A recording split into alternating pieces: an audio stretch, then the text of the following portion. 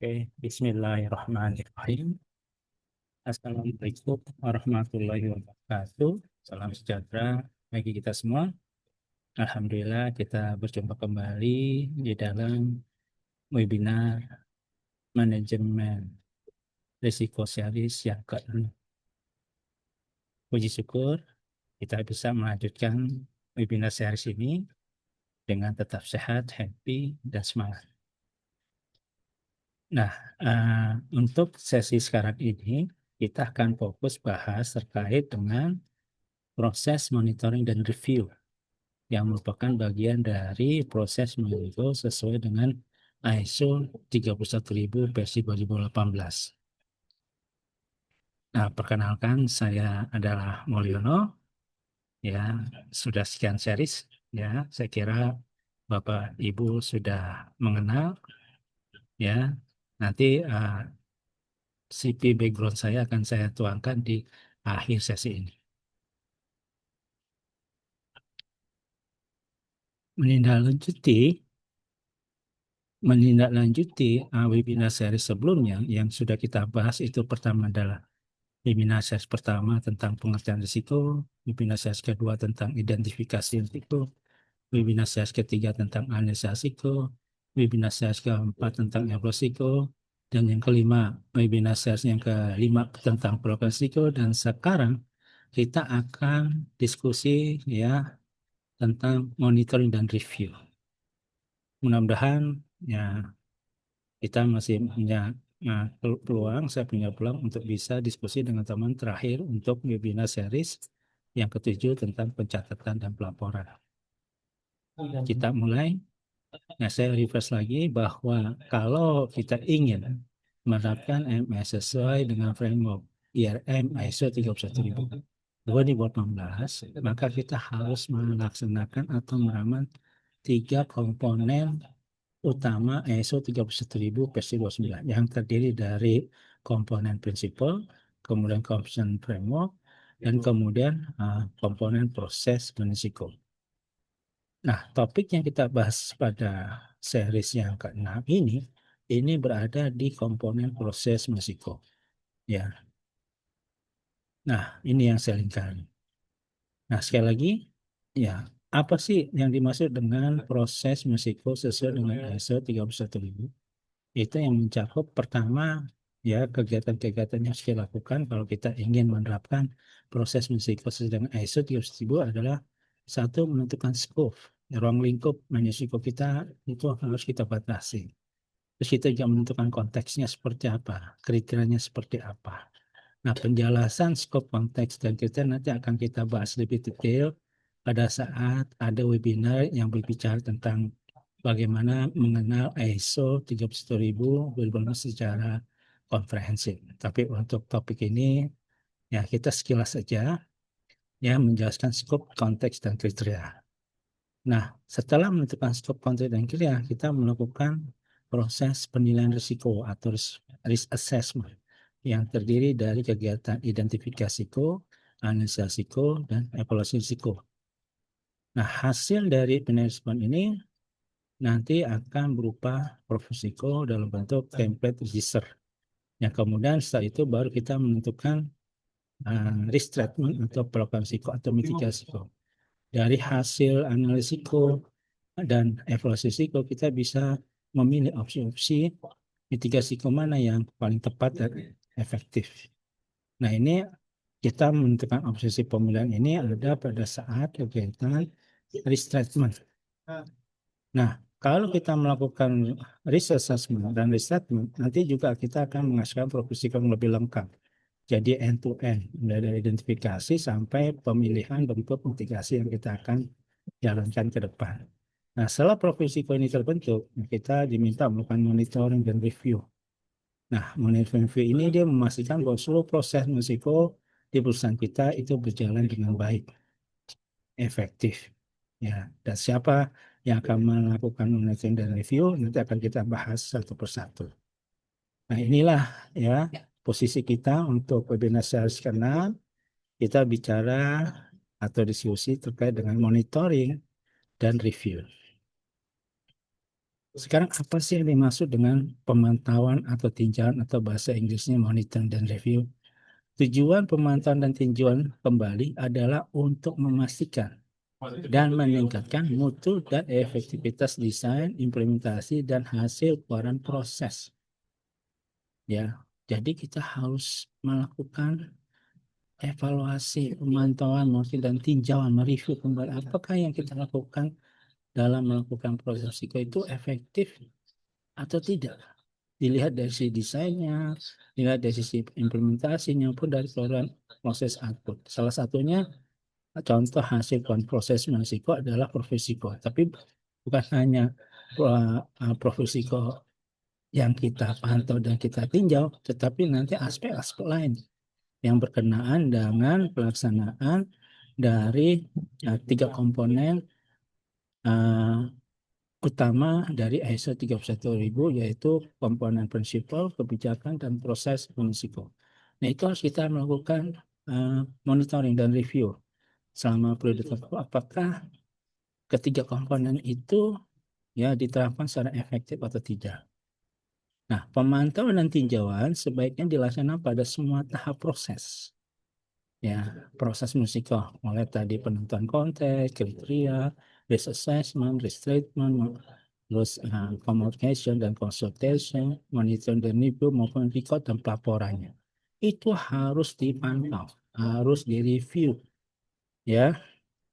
Nah, sehingga kita memastikan apa yang kita lakukan selama proses risiko itu berjalan efektif dan bisa mengendalikan risiko korporat ya secara optimal. Nah, sekarang apa sih yang dimonitor dan review? Apa sih pengertian monitoring? Nah, pengertian monitoring di sini adalah proses pemantauan secara rutin dan berkala terhadap kinerja dan hasil pencapaian dalam risiko. Apa aja yang kita lakukan dalam proses itu? Kan banyak perangkatnya.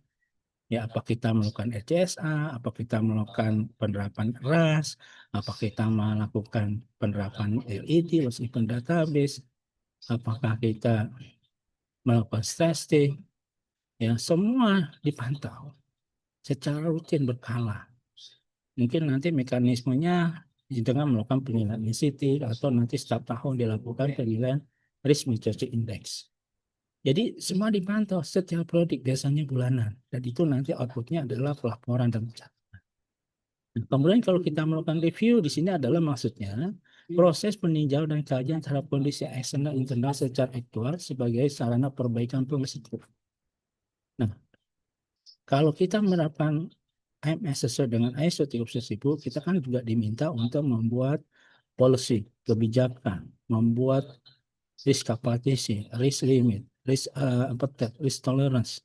Ya, kita membuat SOP, standar office. Nah, itu harus kita kaji, kita review setiap tahun sesuai dengan perkembangan kondisi lingkungan internal dan eksternal perusahaan.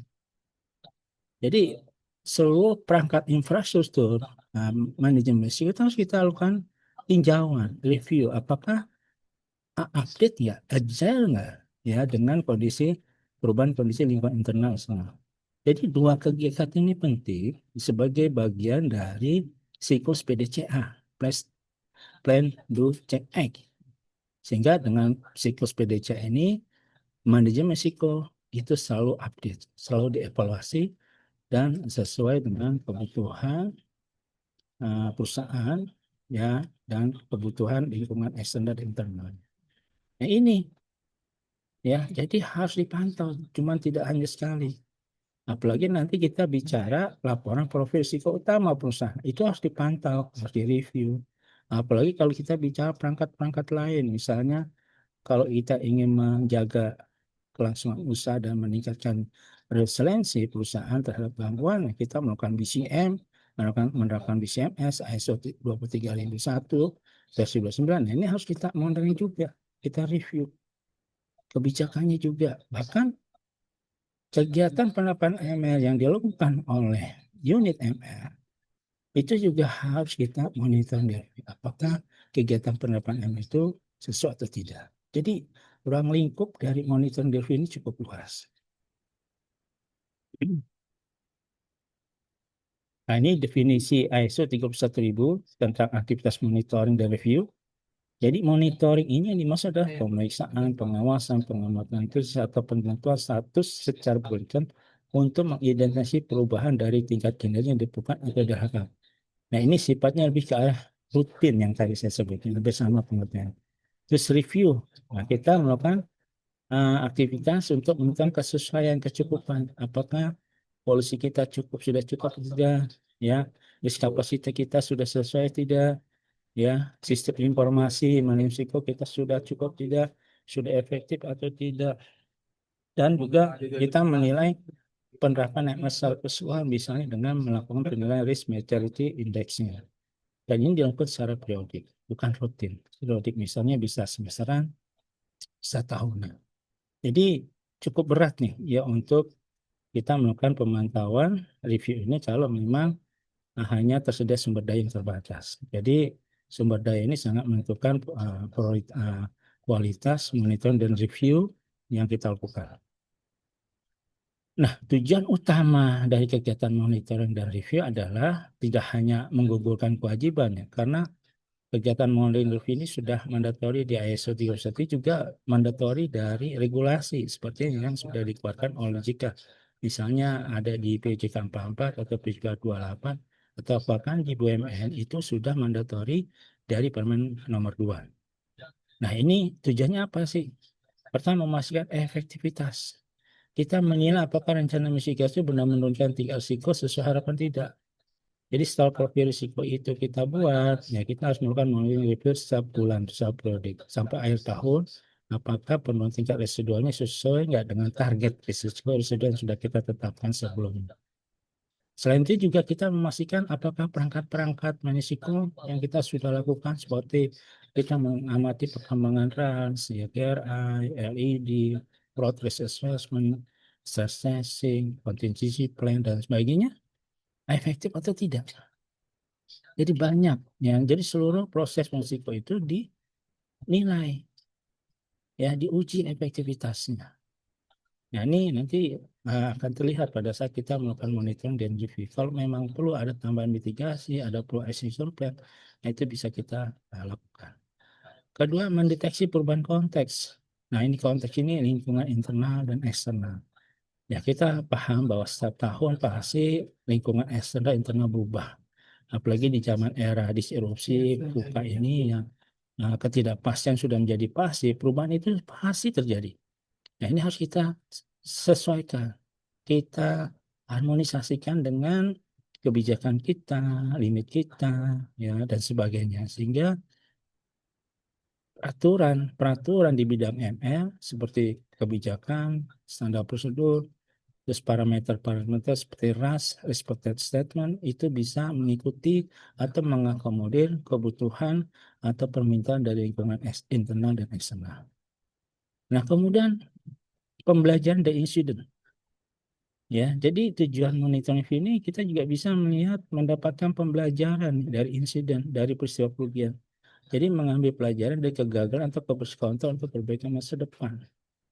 Jadi kita dengan melakukan monitoring tahu, oh ini mana yang risiko yang sudah terjadi. Oh mana nih peristiwa kerugian di LED yang sudah terjadi. Nah, kita melakukan proses pembelajaran. Jangan sampai peristiwa-peristiwa tersebut atau permasalahan tersebut atau peristiwa kerugian tersebut bisa terjadi lagi di masa depan. Nah, ini salah satu manfaat dari kita melakukan monitoring dan tinjauan secara menyeluruh. Yang terakhir adalah akuntabilitas. Apa maksudnya? Di sini adalah memberikan keyakinan kepada pemangku kepentingan seperti Dewan Komisaris, ya, regulator, pemegang saham, bahwa risiko pengelolaan risiko yang dikelola oleh perusahaan itu dikelola dengan baik. Ada governance-nya, ada tata kelolanya yang sesuai dengan regulasi, yang sesuai dengan ketentuan internal dan eksternal. Dengan monitor itu kita akan menemukan nanti monitoring review mana sih ya penerapan yang tidak sesuai, yang masih ada bolong-bolongnya, yang belum efektif. Sehingga dengan monitoring dan review ini akan segera ada perbaikan. Sehingga dengan adanya perbaikan ini ya pasti akan meningkatkan akuntabilitas kepada pemegang saham. Nah, pelaksana pemantauan dan tinjauan. Nah, seperti apa? Pendekatan pelaksanaan pemantauan ini dilakukan dengan cara tone of the top. Jadi direksi dan komisaris ya aktif dan sangat berperan dalam menciptakan situasi yang kondusif untuk penerapan sistem risiko. Jadi kalau kita lihat di organ pengelola risiko di satu perusahaan, peran BOC, BOD itu sangat penting. Tone from the top itu sangat penting. Penerapan MR di satu perusahaan tidak akan berhasil kalau ada semangat dukungan dari tone from the top. Jadi direksi dan dewan ini harus aktif, bukan pasif ya. Harus aktif melakukan monitoring dan review atas pelaksanaan penerapan MR yang dilakukan oleh perusahaan. Jadi dalam penerapan sistem risiko, direksi bertanggung jawab untuk mengarahkan dan menilai proses perusahaan. Sedangkan Dewan Komisaris adalah penanggung jawab utama dalam pelaksanaan pemantauan dirinya terhadap seluruh operasi perusahaan.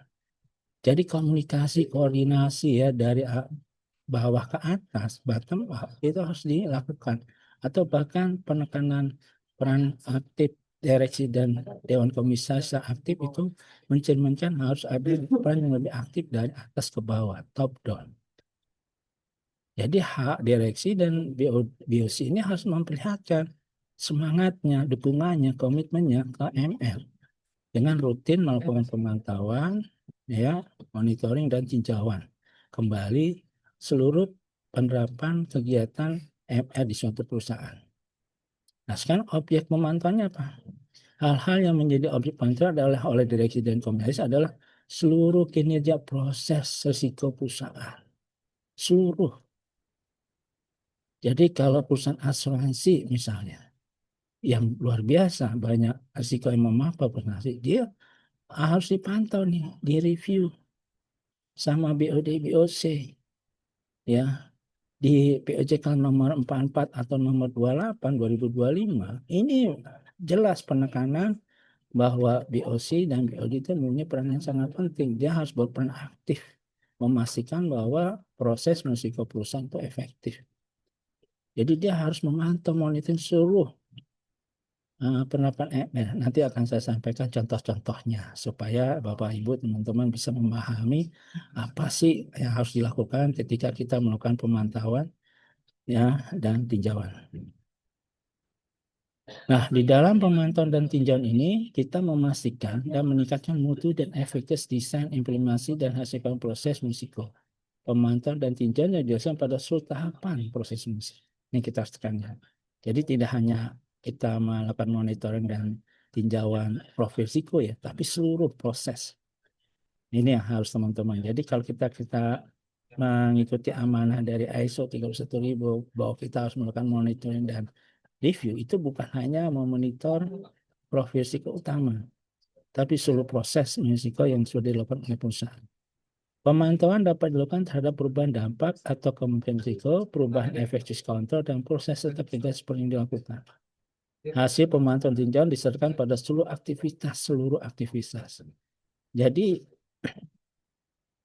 seperti yang ada di prinsip-prinsip ya di komponen prinsip di ISO 31000 bahwa menerapkan ML itu harus terintegrasi.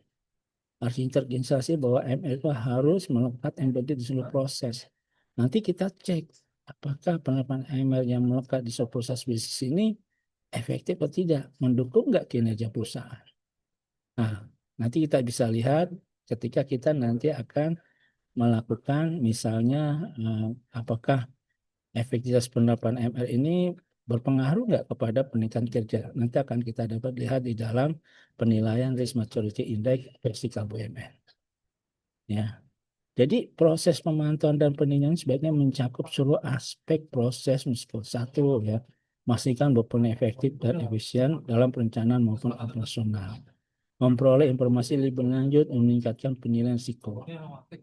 Jadi hasil dari pengasiko itu harus diupdate terus, harus dimonitor dan direview. Menganalisa dan mengambil pembelajaran. Nah ini tadi mendeteksi. Nah ini seperti kita tadi sudah bahas. Dan yang terakhir dari melakukan monitoring dan review ini kita bisa menemukan risiko-risiko yang timbul yang baru, yang emerging risk. Mungkin pada saat kita melakukan LCSA di akhir tahun tidak terdeteksi emerging risk, tidak terdeteksi risiko baru. Tapi ketika di perjalanan di tahun depan, nah muncul emerging risk yang harus kita respon, yang harus kita identifikasi. Nah, ini adalah salah satu atau sekian manfaat dari hasil monitoring dan review. Nah, sekarang mengapa harus melakukan monitoring dan review? Pertama, harus ada kepastian risiko berjalan efektif dan efisien. Karena untuk melakukan risiko itu memakan biaya, waktu, atau sumber daya perusahaan yang cukup besar. Jadi kita harus memastikan daya penangkap ML itu efektif dan efisien. Yang kedua, mengupdate informasi.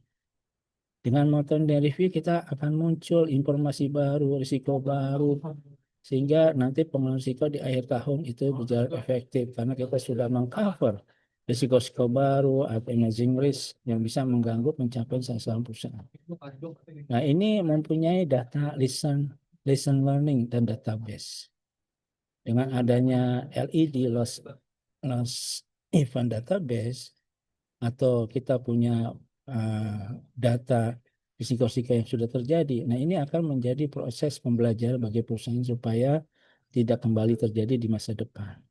Nah, kemudian mendeteksi adanya perubahan kondisi internal dan bisnis nih, eksternal.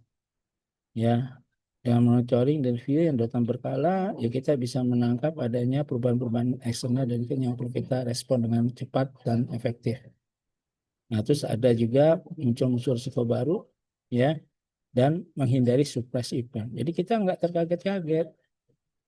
Kalau kita melakukan monitoring, kita bisa tahu ini akan ada risiko baru, ini risiko ini akan menjadi masalah.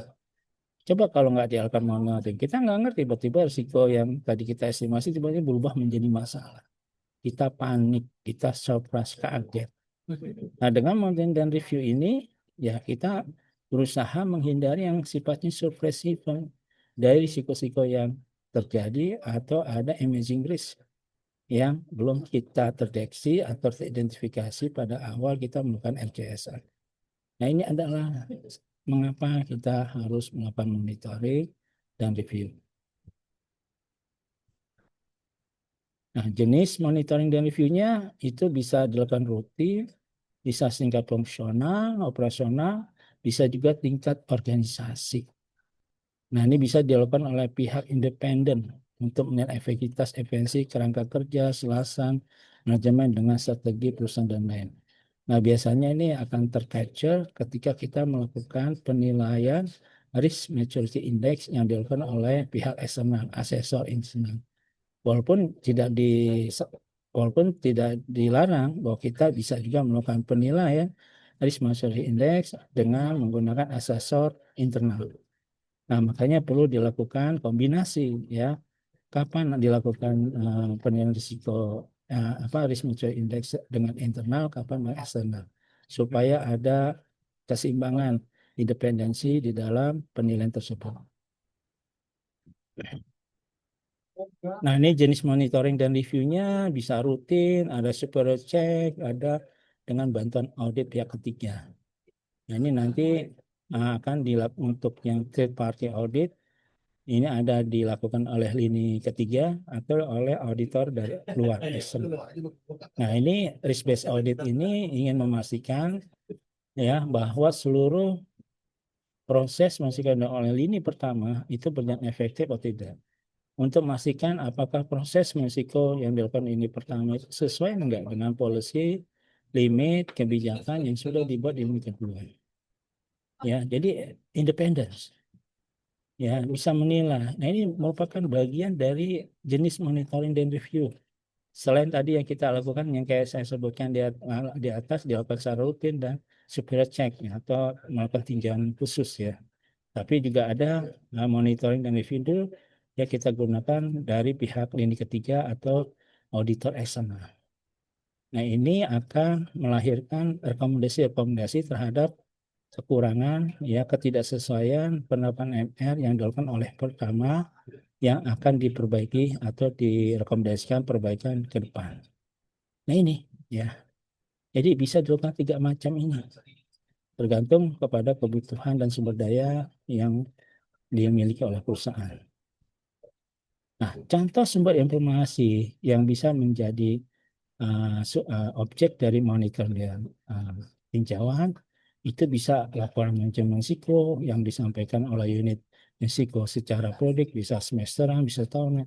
Bisa juga kita memantau laporan kinerja operasi, apakah di dalam kegiatan operasional itu penerapan ML sudah melekat, melekat ya, embedded atau tidak, laporan kinerja keuangan, apakah di produk kinerja keuangan ini sudah dilakukan nggak proses risiko yang embedded tidak, laporan profil risiko utama yang di RKP yang harus kita monitoring dan review setiap periode, setiap bulan sampai akhir tahun, sehingga kita pastikan profil risiko ini adalah berkualitas dan efektif untuk mengelola risiko. Nah, ini ada mekanisme tersendiri untuk melakukan updating profil risiko. Nah, atau kita melakukan kunjungan langsung ke risk owner. Itu juga bagian dari sumber monitoring, sumber informasi untuk monitoring dan review. Ada juga laporan hasil audit yang tadi ya, bagaimana kita bisa menggunakan mekanisme audit ya untuk menjadi alat monitoring dan review kita. Atau laporan kegiatan penerapan MR selama periode tertentu yang dibuat oleh unit MR, apakah tingkat divisi untuk melaporkan apa saja sih yang Anda lakukan proses penyelesaian MR selama setahun. Nah, ini lapor ini akan disampaikan kepada direksi maupun BOC. Nah, kemudian kalau kita punya organ, komite manajemen risiko dan komite pemantau risiko, nah pada rapat-rapat ini kita sampaikan kira-kira ada profesi risiko mana yang harus menjadi fokus sasaran direksi untuk melakukan pengendalian risiko.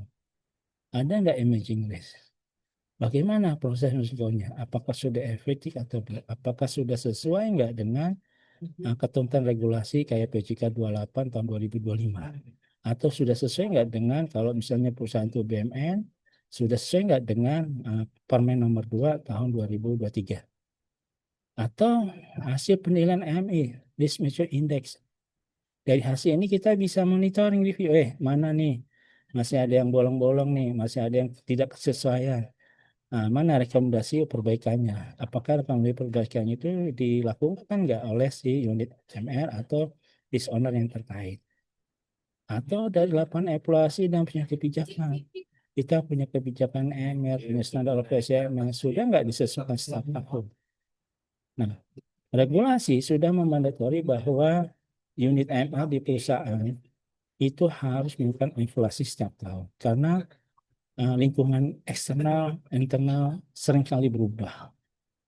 Ya, setiap tahun. Bahkan di era disrupsi, VUCA, ketidakpastian ini pasti akan menuntut ya adanya penyesuaian kebijakan SOP. Nah, ini akan kita temukan kalau kita melakukan monitoring dan review. Ya, jadi kita melihat ternyata kebijakan ini belum sesuai nih dengan regulasi, belum sesuai nih dengan semangat direksi, belum sesuai dengan perubahan lingkungan internal, misalnya ada perubahan struktur organisasi, transformasi perusahaan dan sebagainya. Nah, ini akan ketangkap kalau kita melakukan monitoring dan tinjauan atau review. Ya, ini banyak lagi ya sumber-sumber informasi yang bisa kita gunakan untuk melakukan monitoring dan review. Nah, ini contoh-contoh sederhana ya ketika kita melakukan monitoring dan review. Misalnya kita melakukan evaluasi indikator risiko utama atau KRI. Setelah kita menyusun profil risiko, misalnya ada 10 risiko, nah masing-masing risiko itu punya KRI-nya. Nah, KRI ini berupa parameter-parameter yang sudah kita sepakati yang bisa mewakili risiko itu sendiri. KRI sebagai leading indikator itu bisa menjelaskan kira-kira parameter mana yang bisa menunjukkan bahwa suatu saat nanti risiko itu akan muncul. Nah, kita harus membuat itu. Terus kemudian menetapkan ambang thresholdnya di KRI. Misalnya KRI-nya untuk parameter dari lingkup eksternal misalnya MPL. MPL ini kita kasih threshold. Kalau MPL-nya sekian persen, warnanya hijau. Kalau sekian persen warnanya kuning. Kalau sekian persen warna merah. Dan kalau itu berwarna merah, berwarna hijau atau kuning, nah perlu dilakukan review, mitigasi. mengusulkan rencana mitigasi baru dan lain. Nah, seperti ini contohnya. Sebuah perusahaan asuransi memantau tingkat rasio klaim bulanan. Jika rasio klaim melewati batas 70%, sistem akan memberikan peringatan otomatis kepada manajemen untuk meninjau kembali kebijakan underwriting dan atau kecukupan premi. Nah, ini harus dipantau, harus dimonitor, harus di-review. Jadi monitoring review itu cukup luas, ya, bisa berkenaan dengan kinerja kita juga, kinerja produksi juga, kinerja keuangan juga. Ini harus dipantau. Nah, tujuannya apa monitoring dan review untuk kasus seperti ini? Ya, untuk tingkat kasus klaim adalah untuk mendeteksi risiko sebelum menjadi insiden besar. Kita tidak ingin ya tingkat rasio kami bulanannya melampaui target. Ya, tidak misalnya targetnya 60%, tiba-tiba 70%. Nah, ya, kita monitor dan kita review ya supaya nanti kita bisa memberikan rencana mitigasi tambahan untuk mengendalikan klaim rasio ini. Nah, misal juga untuk contoh lainnya yaitu tentang audit internal dan pengujian pengendalian. Ya, misalnya fungsi audit berupa melakukan penilaian independen terhadap efektivitas pengendalian yang sudah dipasang, misalnya terkait dengan kasus-kasus fraud. Maka kita monitoring dan tinjauan. Ya, maka dalam penerapan ISO 30000 sistem manajemen anti penyadapan, tim audit internal melakukan pengujian, tinjauan, review, ya, spot check terhadap laporan biaya jaminan makanan internal pejabat perusahaan untuk memastikan tidak ada gratifikasi melanggar. Nah, ini kita melakukan kajian review, ya. Jadi aspeknya luas ya kalau kita melakukan review. Ya, tujuannya kenapa kita melakukan ISO 37001 ini adalah memastikan pengelolaan internal benar-benar dijalankan oleh karyawan, bukan sekadar dokumen di atas kertas atau nice to have. Jadi sangat penting nih monitoring dan review ini ya. Ya, jadi Anda tidak boleh berhenti hanya melakukan risk assessment, risk statement tanpa melakukan monitoring dan review secara keseluruhan dari seluruh proses risiko yang telah Anda lakukan. Nah, ini contoh kedua, contoh selanjutnya, misalnya peninjauan pasca insiden, post event review, ya melakukan evaluasi setelah terjadi gangguan untuk perbaikan rencana ke depan. Nah, di sini adalah penerapan setelah terjadi gagal server yang menyebabkan operasi berhenti selama 2 jam, tim risiko melakukan review terhadap bisnis continuity plan. Mereka membandingkan apakah recovery time objective RTO yang dicapai sesuai dengan target yang ditetapkan. Jadi tim ML akan mereview BCP-nya dan nanti tim divisi TI-nya itu akan mereview DRP-nya. Gimana DRP-nya efektif atau tidak untuk bisa mencegah gagalnya operasional TI. Misalnya terjadi shutdown, cyber attack, dan sebagainya. Itu kan harus dikaji, diuji, efektif atau tidak. Jadi tidak hanya nice to have, tapi kita harus kajian, melakukan review. Nah, tujuannya adalah mengidentifikasi celah dalam rencana pemulihan dan memperbaiki agar lebih tangguh. Jadi tujuan monitoring dan review ya harus selalu ada perbaikan, harus ada penyempurnaan.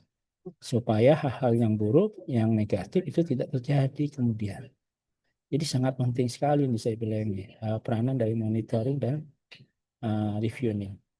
Nah, ini contoh terakhir adalah atau yang keempat, misalnya terkait dengan pemantauan kepatuhan regulasi, compliance monitor. Di sini memastikan masyarakat tetap selaras dengan hukum yang berlaku yang mungkin berubah. Apalagi saat ini regulatory risk sangat tinggi ya.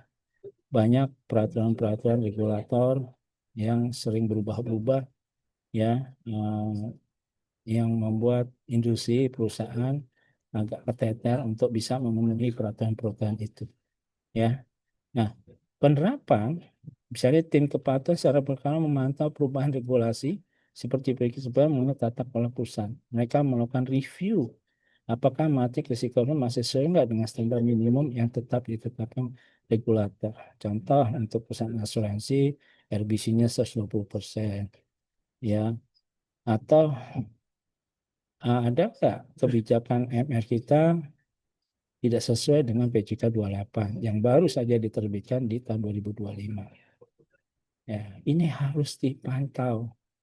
Jadi peraturan-peraturan dari regulator harus dipantau, dimonitor, direview supaya kita bisa mengambil perbaikan penyesuaian terhadap ketentuan internal kita agar harmonis dengan tuntutan eksternal seperti halnya POJK ini.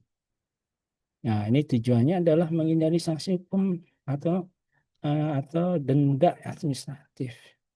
Karena barangkali ada aksi-aksi korporasi kita, ada kegiatan proses fisik kita yang tidak sesuai dengan regulasi yang ada.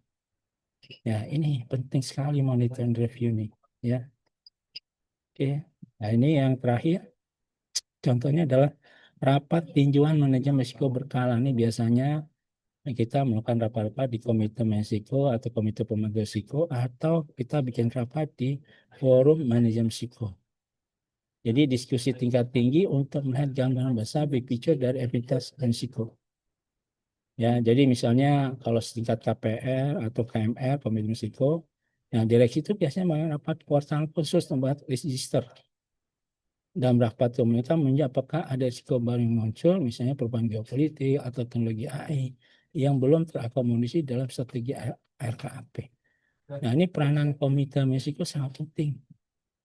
Ya, melakukan tinjauan secara rutin. Nah, apakah empat kali dalam setahun, 2 kali dalam setahun, nah ini sesuai dengan kebutuhan perusahaan. Ya, ini harus dilakukan monitoring dan review. Ya, karena di era ketidakpastian, di era disrupsi saat ini dan ke depan, monitoring dan review ini merupakan salah satu kegiatan yang sangat penting. Ya, karena kalau tidak dilakukan, ya saya yakin penerapan MR kita bisa kurang efektif. Nah, tujuan dari rapat tinjauan risiko ini adalah menjelaskan strategi risiko dengan tujuan strategi organisasi. Nah, itu adalah contoh-contoh penerapan monitoring dan review ya. Nah, ini contoh yang penerapan ML yang sifatnya turn from the top ya. Perlu peran aktif direksi atau BOD ya. Jadi direksinya akan melakukan pemantauan yang lebih intensif dan menyusun pelaporan berkala atas progres penanganan risiko utama.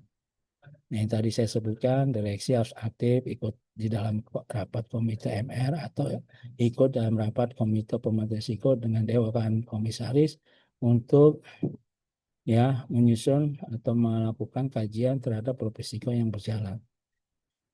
Di sini direksi juga bisa menginstruksikan kepada divisi MR atau unit MR agar satu melakukan kaji ulang atas akuratan metodologi penasiko secara berkala, melibatkan lini pertama dan proses menginterpretasi risiko melalui aplikasi sistem informasi risiko terintegrasi, atau melakukan pengujian secara berkala untuk memastikan apakah mandat, kerangka, kebijakan, atau prosedur risiko yang diturunkan dari fungsi risiko pusat telah diimplementasikan dan baik ke seluruh lini perusahaan, termasuk unit bisnis anak perusahaan. Atau keempat, melakukan pengujian keefektifan tata kelola risiko 3 lini secara berkala untuk mengetahui adanya kesenjangan, duplikasi, atau ketidakkonsistenan dalam peran dan tanggung jawab guna memastikan optimalisasi penerapan manajemen.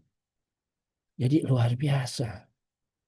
Monitoring dan review ini juga harus sifatnya turn from the top, dari atas ke bawah. Akan sia-sia monitoring kalau memang hanya dimulai dari bawah. Ya, kalau tempropnya tidak komitmen mendukung, saya yakin proses monitoring dan review ini tidak akan berhasil, tidak akan efektif. Ya, saya kira demikian materi webinar saya manajemen risiko yang ke-6. Semoga bermanfaat, ya berguna dan mudah dipahami untuk diterapkan di tempat perusahaan Bapak Ibu semuanya. Dan ini adalah salah satu profil saya, tidak kenal maka tak sayang, dari series 1 sampai 6 ini kita sampaikan ya. Dengan kompetensi ini saya memberanikan diri untuk melakukan sharing dan berbagi kepada teman-teman, semata-mata tujuannya agar bisa mensosialisasikan penerapan ML yang sesuai dengan standar ISO 31000 sehingga dapat mendorong budaya risiko secara nasional bisa mendorong meningkatkan tingkat kematangan risiko secara nasional. Jadi semua orang harus ngerti risiko karena sekarang kita hidup di dunia yang memang di era disrupsi, di era VUCA tuna, di era penuh ketidakpastian, sehingga kita harapkan ada budaya risiko dari masyarakat Indonesia. Kita tidak reaktif, tidak panik, ya, menghadapi gangguan-gangguan atau bencana atau pencapaian sasaran yang tidak tercapai. Semua risiko bisa kita identifikasi.